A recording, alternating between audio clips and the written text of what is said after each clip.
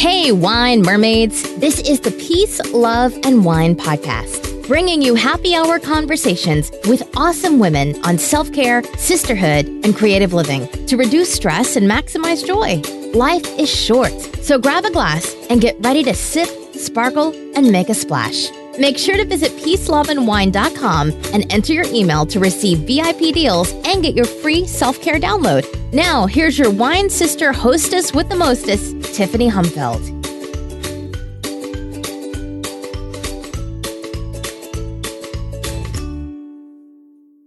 Hey everyone, welcome to the Peace, Love, and Wine podcast. This is your hostess, Tiffany, and I'm here with Megan Papageorge from Sweet Peach Planning. So thank you for being here today. Thank you so much for having me. This is beautiful.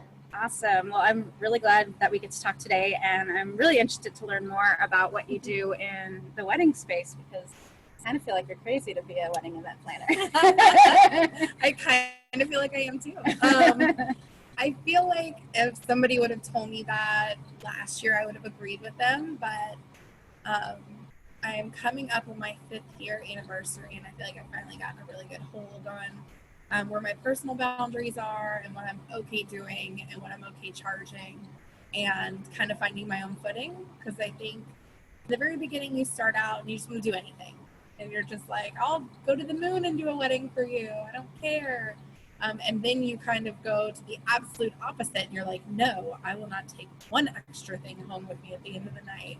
And then somewhere around year 5, for me at least, I feel like I'm finding that middle ground where I have my rules and I have my prices and I have all of my systems set up, and I know how far I can kind of like bend and change without me personally or my business suffering. Right. So I feel like I'm at a really comfy spot. And so you've always been in Long Beach then, since you've started Sweet Peach? Since I've started Sweet Peach. So originally from Virginia. I'll kind of give you, it's a long way around, but we got time. Perfect. Born in North Carolina, raised in Virginia. I spent a lot of my summers in Georgia, so I just love the South. At 18, I moved to New York City, and loved that also. Thought I was going to be a superstar. I was a superstar in my own life. And got into acting, did a lot of improv shows and little teeny tiny bit parts and like student, films for NYU and all sorts of different things. And then got back together with this old boyfriend and was like, oh, we should move somewhere together.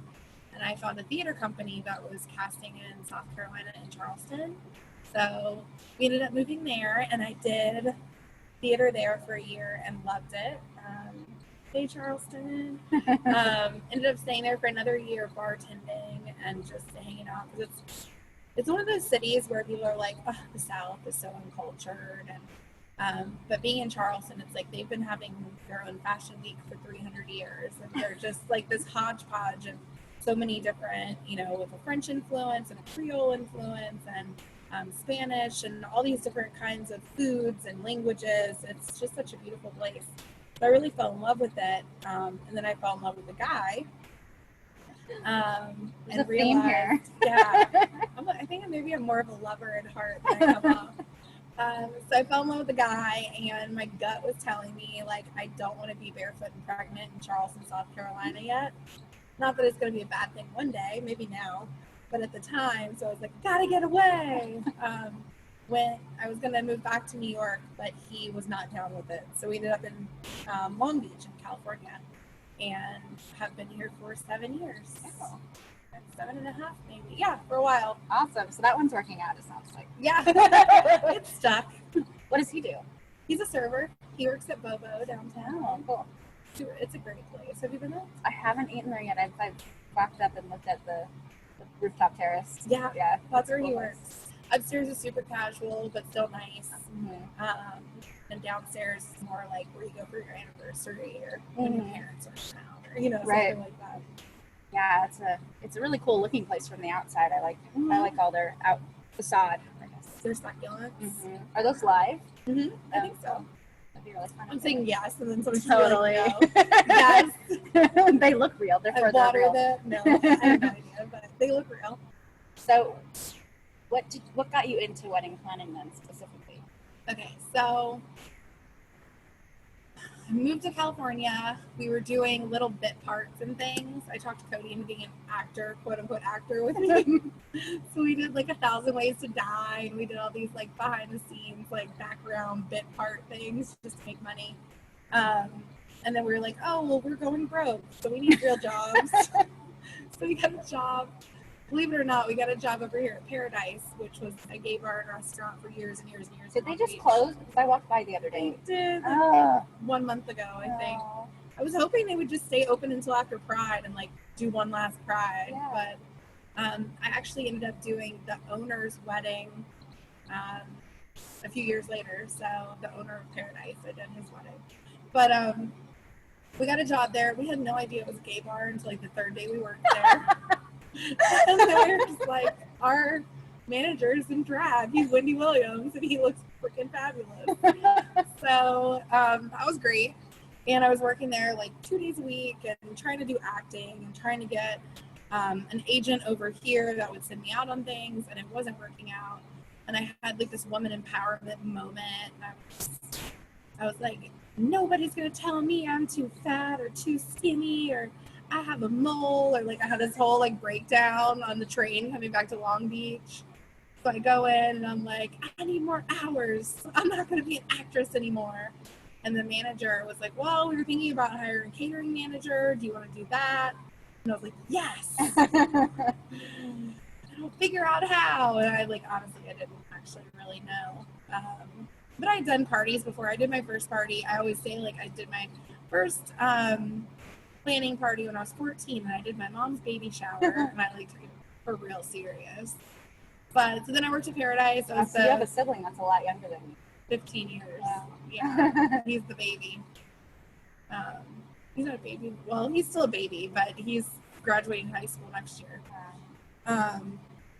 Yeah, so Paradise was great. Eric Davis was my manager there, and I owe him so much. He like taught me everything. It's nice to get paid to learn too, right? Yeah, it was great. He taught me all about BEOs and what actually needs to go on contracts and how to negotiate pricing and how to create the ambiance, banquet event order form. Okay. So just like, you think you're just going to do a party and it's like, oh, well, I have 50 people. Okay, well, those 50 people need napkins and forks and trash cans and ice and, all those kind of other little things. And learning how to do all that, and then he had such a great way working with vendors and making and entertainment people and the bartenders and everyone just feeling like a really important part of the event, which I think was really great. And he was just a great dresser and drank great wine. And I mean, everything about it was just like amazing to be around and kind of like soak all that in. And then a whole bunch of personal stuff happened, and I went on my little eat, pray, love for like a month in New York and was like, am I going to be a single lady? And then everything worked out great with Cody. So I came back to California after my little gallivant around the country for a few weeks. And I was like, I think I'm just going to start my own business. And I did.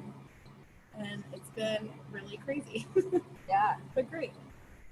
So starting your own business is awesome. But in my experience, like, you don't just start making money because you started your business.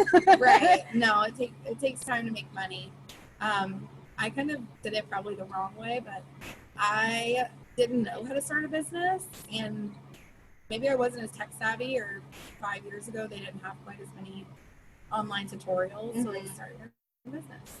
So I went on Vistaprint and designed kind of hideous now, I would think, cards, but I thought they were super cute, business cards, and printed out 500 of them for like $10.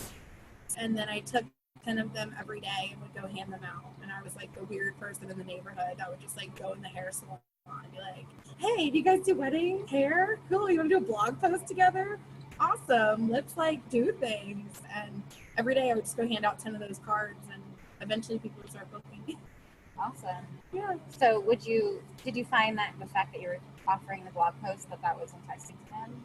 Yeah, I mean, that was like one thing I would offer. I literally would offer anything. I just wanted to learn and just like be close to people that were doing weddings.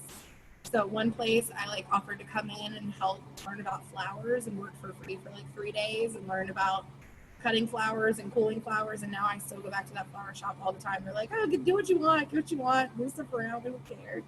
But even, I mean, some of it wasn't even wedding related. It was just like going across the street to Vons. I would always have my business cards, and I would like give them to every single checker and be like, hey, you got any friends getting married? I just didn't know how else to get business. I really didn't. So that's how I did pounding it. the pavement. I did. I did. And the first wedding I did was for a girlfriend that worked at the restaurant I worked at. That we weren't super close before, but we got really close in like the process and stuff like that. So she gave me a shot and let me do my first wedding with her. And I just finished the Bridal Society course. Have you ever heard of Bridal Society? Gosh, they're fabulous. The lady who runs it, Lori Hartwell, she's been doing weddings for like 30 years out of Florida, and she has a way of being like the most loving and kind person, but you like would not cross her. Like her boundaries are like boom, you know what I mean? And people just respect her. So I took her course, which was 2 days up at LAX at one of the hotels beside LAX, and it was really great. And then I literally had my little workbook, and Shauna let me plan her wedding and like go through and do everything in the workbook. I was like, you have to like pretend like you don't know me. And we met up here at what's the coffee shop on the corner of Broadway? Hot Java. Yes, we met at Hot Java and like pretended like I didn't know her. It's like, hi, I'm Megan. Oh, this is where the exercise came from the wedding vendor group. So I really did it. Because I wanted to feel like I really had a client, you know. Which you did. I did. But, you know, I didn't want to start the relationship off too casual. Like, I wanted it to be casual and comfortable and her to feel good. And it actually ended up being kind of a weird one. I haven't had this happen as much. 2 other times, actually. But she had a vision, but was not a great decision maker. So when things would come down to like something simple, like, well, what 3 wines do you want? Or do you want plastic cups or glass? You know, she wasn't great at those kind of things. So her fiance, Louie, would also like sit in and do stuff with us. And Louie and I would kind of more like plan things, and Shauna would more like, you know, envision and decorate and like pour wine, you know, like, so it actually worked very symbiotically. And I think that's why they're a really great couple, because they, you know, everybody has faults, but finding that person that sort of takes up for your faults. Yeah, so it worked out well. Oh. And then, like, what were the next, like, 2 or 3 weddings that you So then I was blank for, like, a whole another year. I didn't do a wedding. But in that time, So were you working at Paradise still? So I actually got a job at Gladstone, and that's where I met Shauna. I was bartending at Gladstone. And I served once I started getting busier with weddings, because it was harder to take bar shifts off, but it was easier to switch serving shifts around. So through that year, I mean, because you have to think about it, for wedding planners and coordinators, you get booked 6 months to a year in advance. So when you start your business, you have to understand There's going to be a lag between that paycheck. Right. But in that year, I was like down at City Hall, like, hey, I want to have a business. What do I do? And got a business license and figured out how to build a website on Wix. I was gonna have a website built and was ready to pay somebody, and then happened to see an ad for Wix and was like, let me just try this, and kind of got addicted to it. I'm not good at, like, don't get me wrong, if anyone listens to this and it's like, I'm not a coder. I don't know actually how to do that stuff. I just like picking pretty fonts and like pictures that complement each other. You know, I'm not good at the hyperlinks and all that sort of technical stuff that actually really matters. Me neither. Yeah, no. I'm like, this picture is awesome. I built a website. But yeah, I built that website 5 years ago, and I've just kind of been changing it, improving it over the last couple of years, and mixing and mingling. I'm actually kind of doing a bigger revamp on it now, putting a whole bunch of weddings on there that I haven't had time to upload on there. Photos and things like that. Yeah, and bugging photographers and be like, hey, remember me? Send me all the wedding photos that we've done together. And then I'll probably ask you again in 2 months when I can't find the link.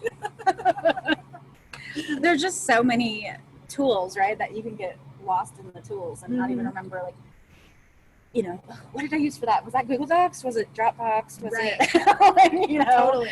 So, And every photographer does it differently, and they all look at you like you're a cuckoo bird when you're like, oh, well, do you have a USB?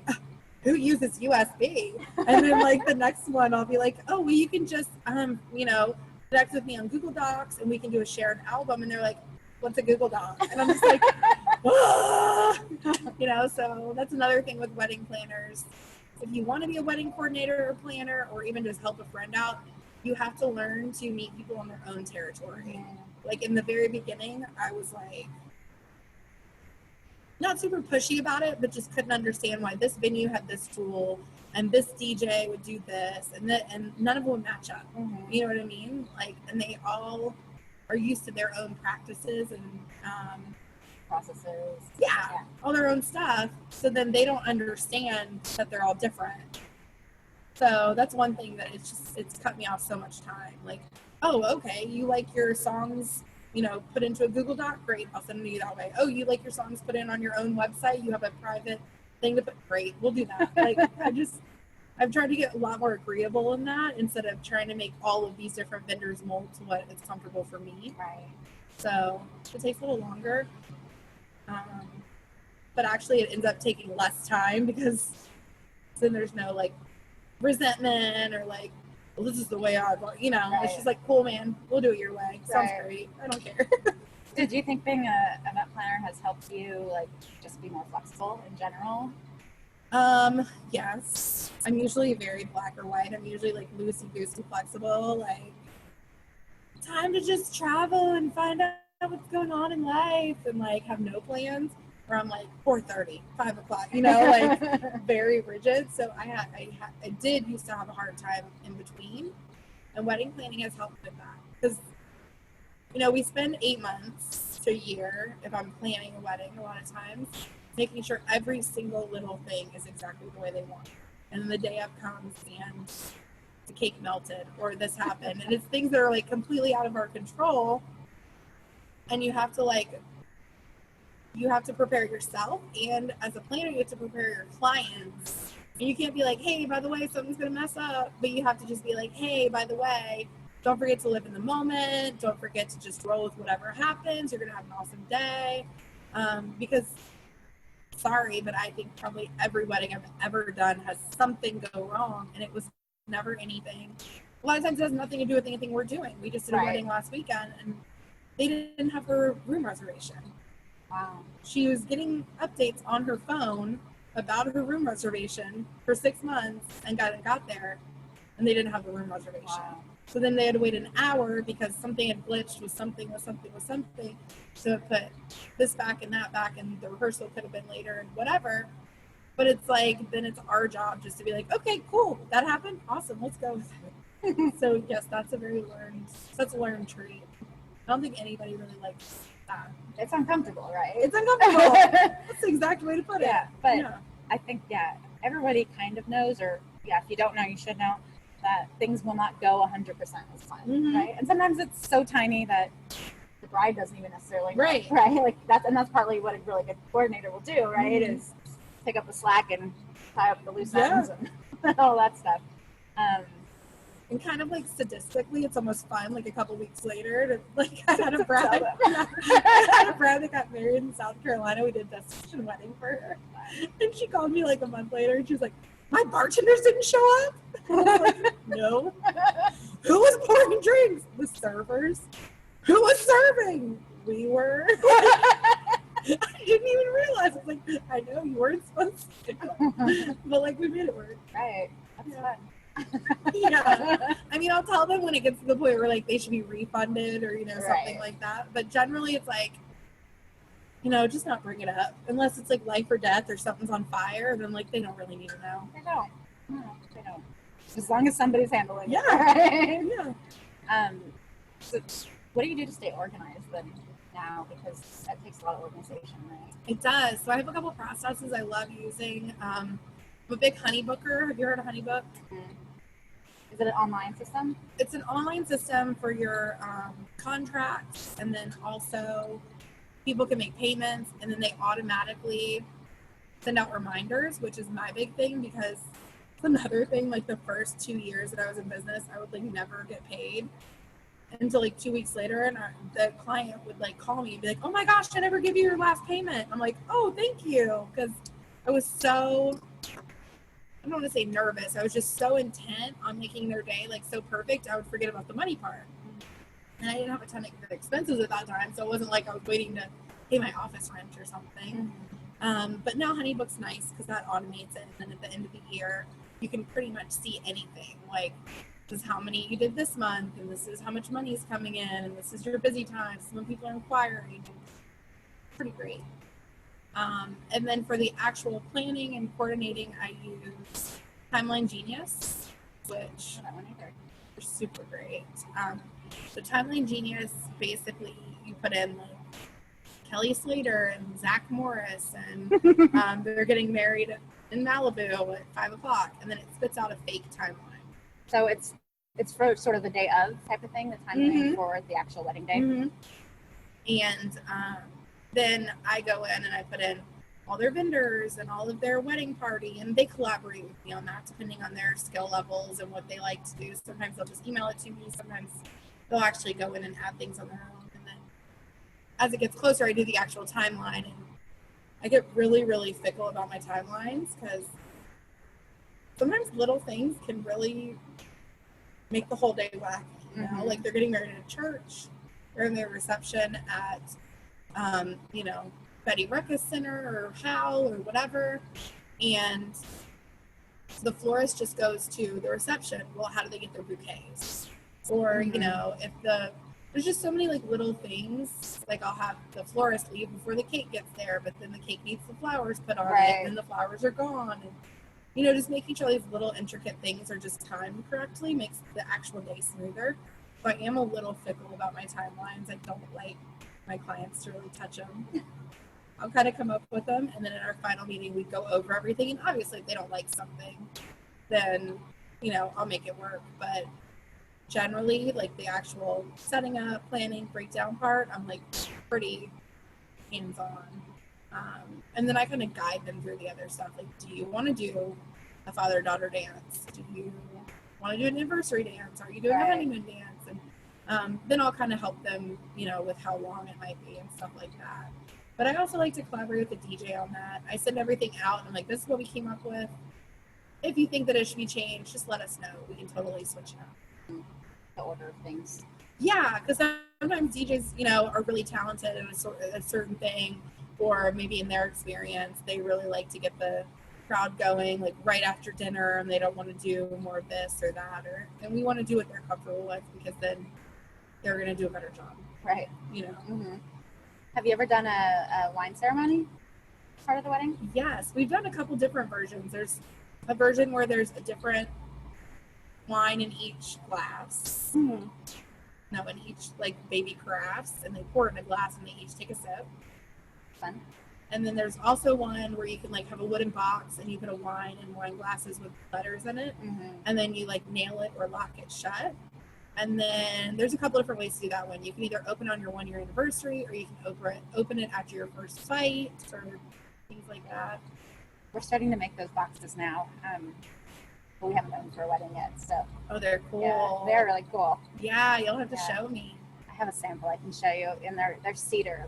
There's two options, but the nicer one is cedar, and it's made in the U.S. and it just smells so nice inside. Cedar smell. Yeah, so I will show you.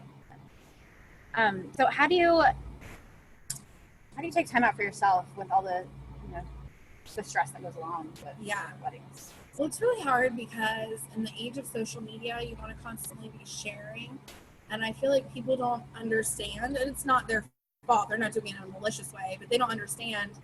If I'm out at a mixer at 8 o'clock at night, that doesn't mean necessarily I'm available for phone calls about something else, because I really have to be in front of my computer, or at least be able to be like in a silent enough area to pull it up on my phone or something and actually be able to think through what they're asking, or so I've been working on taking me Mondays, so not working on Mondays, which is good about 3 out of the 4 weeks of the month. There's sometimes things. Today I had to do a meeting on a Monday because my bride was flying back to San Fran, and she's super amazing, and she was here for 2 days, and I couldn't really be like, oh, well, stay an extra day because Change your flights. Change your flights. I'm calling Southwest right now or whatever. So there are things like that pop up, but I'm generally pretty good. And I say it in a joking way with my clients, but I really mean it. I'm always say, even wedding planners need clean underwear. It's always my answer. Like, yeah, I just gotta do laundry and spend some time with my pups and all that good stuff. And then I try to work 11 to 7, Tuesday through Sunday. Eventually I'll take more and more time off. Mm-hmm. That's where I'm at right now. Now, do you have an assistant or anybody who helps you? You're kind of wearing all the hats right now. It kind of goes in and out. So last year, well, not in like the last 6 months, but the 2 years before that, I had Erica with me, who was like my right-hand gal. She started as an intern, and then she was an assistant, and then she was a lead coordinator, and she was just great. I contracted her to do like chunks of office hours, and it was nice because she could do the paperwork and see the emails and see the vendors that were going into it, and then she would be assisting or lead coordinating on the weekends. She would already have like in the back of her mind what was going on. So that's ideally what I would like again. But working the internship, having the internship available has brought a whole bunch of different great women in. Some of them older, younger, just for 8 weeks, sometimes 6 months. And I just haven't really found the exact right fit for somebody that I want with me all the time. Right. And that's also can be a stressor, right? Because then they're relying on you for their income. Right. And so then you have to hustle even more, right? Mm-hmm. Right. Well, that's the tough part. I mean, with Erica, it was nice because she was finishing up school. So she could just do, the weekends or every other weekend or so, and then a couple days during the week for small chunks. And it was extra spending money for her and great for her to go to, Stagecoach and this and that. And it worked out well. But the next person that I bring on, I'm actually meeting with my lawyer next week to really figure out how that works, if they're actually going to be an employee or if I keep them, a 1099 and they're like sort of like a virtual assistant that maybe also comes into the office sometimes, and figuring out how all that works and what the best routes can be. But are you looking for somebody to be local though to Long Beach? Ideally, yes. Okay. In my perfect world, yes. How can somebody reach you if they're interested in that position? I guess just through my email, hello@sweetbeachplanning.com. Okay. And then how creative have you gotten with social media in terms of it being a source of lead generation? To me, for me, I feel like social media is a little bit more of not necessarily the initial lead generation, but people will hear the name, like a venue coordinator will say it, or one of their friends will mention it, or whatever. And their first thing is they pop on Instagram or Facebook or whatever to see if they like it, Okay.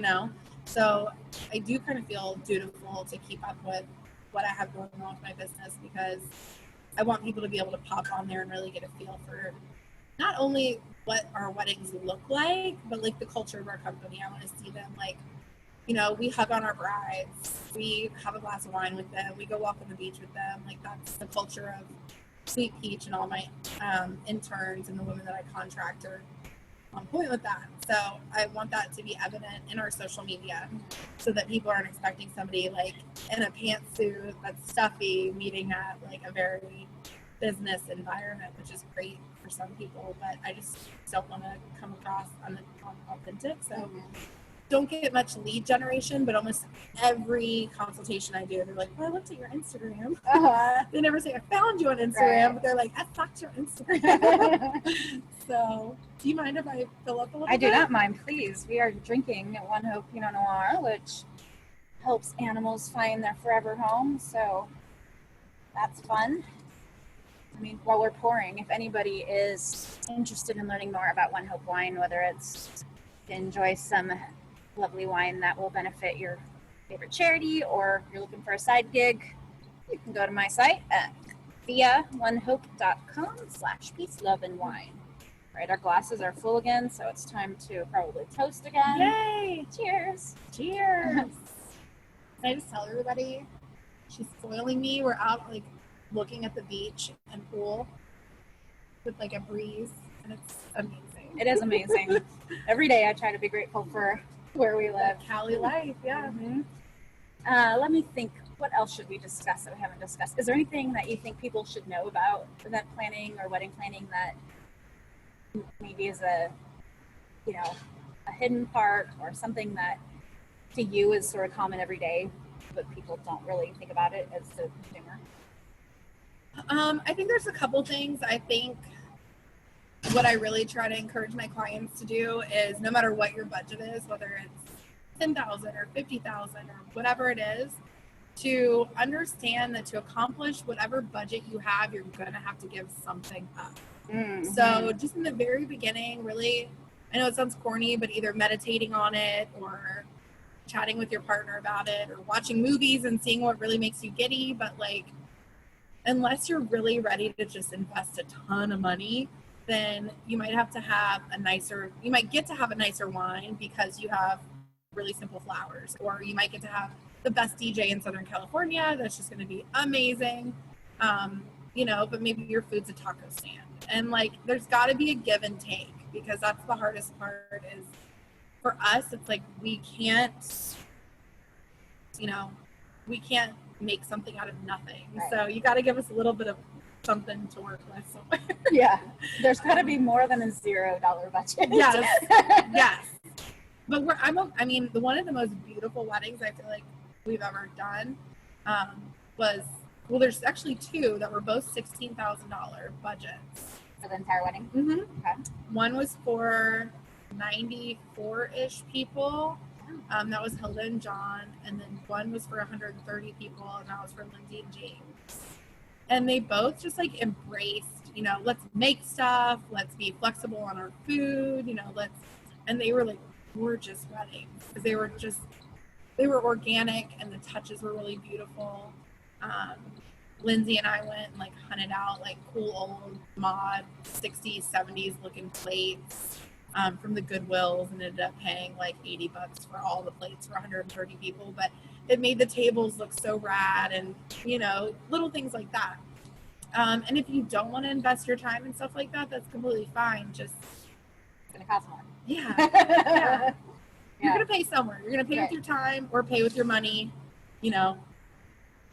Do you think people can save money if they do a beach wedding? I'm not really a beach wedding girl. Okay.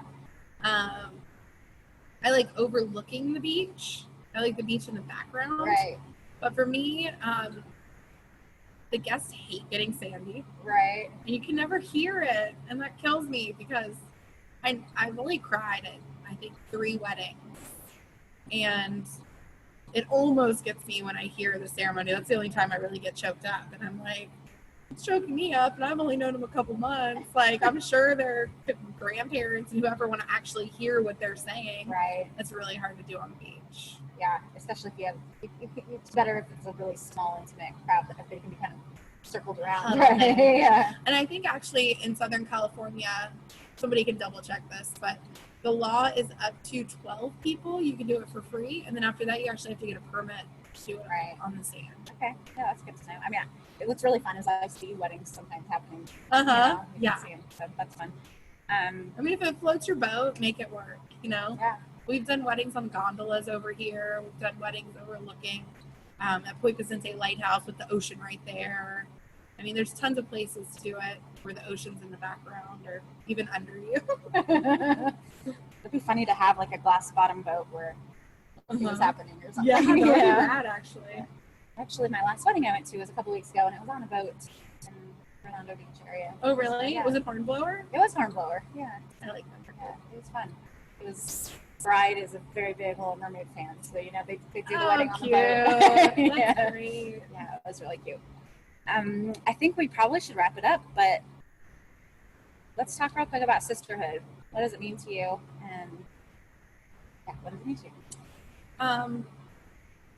Sisterhood to me is kind of 2 parts. One thing, sisterhood, I really believe people need to get out of their head that for somebody to be successful, it means that they're less successful, or like there's an old Southern saying, like 2 roses can bloom in the same garden. Like you don't have, there can be more than one person. So I think unfortunately, the wedding industry is a little bit competitive. It's getting better, but maybe just when I first started, I didn't know the right people to be around. And it was a little bit more competitive. So I think knowing if you're a wedding planner, there's enough weddings for all of us to plan weddings. There's enough weddings for all of us to photograph weddings or to sell wine at weddings. There's enough weddings for everything. So that's one thing about sisterhood that I think is important to know. And then the other thing is just like, maybe this is also Southern. I'm all Southern now that I've had a glass of wine. California, as much as I love California, women here, I think, feel a little bit of pressure to do things because, like, oh, well, let's get together on Wednesday because there's a mixer, or Saturday because we need to do new headshots, and I think it's great. I only have a few sisters like this. I can be like, hey, like, I need to fill up my cup a little. Like, let's just like enjoy each other a little bit. Like, what are you doing Tuesday?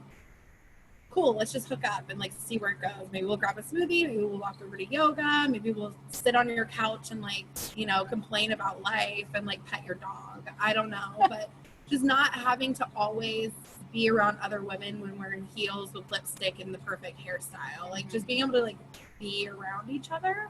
I think if we did like a little bit more of that, the bonds would feel like even more authentic. Right. You know what I mean? Cheers. Yeah. So if anybody wants to come and sit on my couch and pet my dog, no. So I will do that. And I'll bring the wine. Perfect. Done. Again, where can people find you if they want to learn more about you and the services you offer? Yeah, so sweetpeachplanning.com is my website. I am on Facebook, Sweet Peach Planning, and Instagram, Sweet Peach Planning. And then if you wanted to follow any of my personal stuff, most of it's out there. I'm the only Megan Papageorge on any social media, or pretty much in the world, I think. I'm the only one. So you can feel free to check that out also. Cool. Yeah. Well, thank you for taking the time to do this. Thanks for chatting with me. Yeah, it's fun. All right, everybody, go out and do something awesome. Cheers. Cheers.